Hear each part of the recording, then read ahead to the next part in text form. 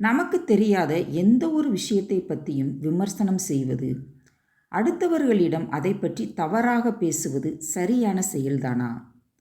அப்படி செய்தால் ஏற்படும் பாவம் யாருக்கு வந்து சேரும் தெரியுமா? இந்த கருத்தை மையமாக வச்சு நாம் ஒரு கதையை கேட்கலாமா? வாங்க.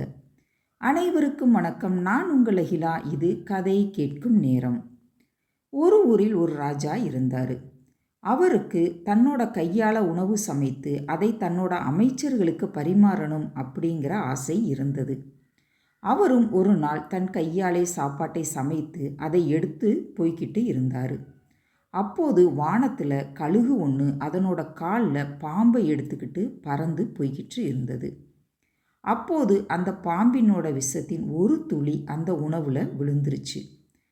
இது எதுவுமே தெரியாத ராஜா அந்த உணவை அமைச்சர்களுக்கு பரிமாற அதை சாப்பிட்ட எல்லாருமே செத்து போயிடுறாங்க.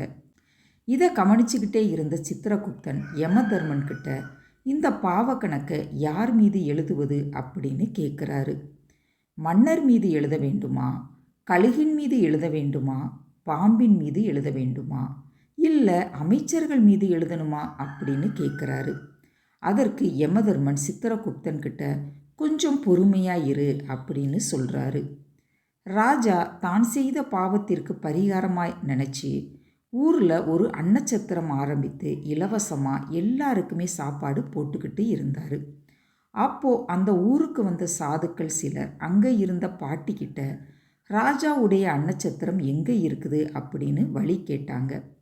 அதுக்கு வழியை சொன்ன பாட்டி அத்தோடு நிறுத்தாமல், அந்த சாப்பாட்டை சாப்பிட்டீங்கன்னா உங்களுடைய உயிருக்கு உத்தரவாதம் கிடையாது அப்படின்னு சொல்கிறாங்க. இப்போது யமதர்மராஜா சித்திரகுப்தன் கிட்ட அந்த பாவ கணக்கை இந்த கிழவியின் மீது எழுது அப்படின்னு சொல்லிடுறாரு. இந்த கதையிலிருந்து நாம் தெரிஞ்சுக்க வேண்டியது என்னன்னா, நமக்கு தெரியாத ஒரு விஷயத்தையோ அல்லது சம்பந்தமில்லாத விஷயத்தையோ பற்றி தவறாக பேசினால் பாவம் நமக்குத்தான் வந்து சேரும். இதை புரிந்து கொண்டால் போதும், வாழ்க்கை மகிழ்ச்சியாக இருக்கும். இனி ஒரு நல்ல கதையோடு அடுத்த வீடியோவில் சந்திப்போம். நன்றி, வணக்கம்.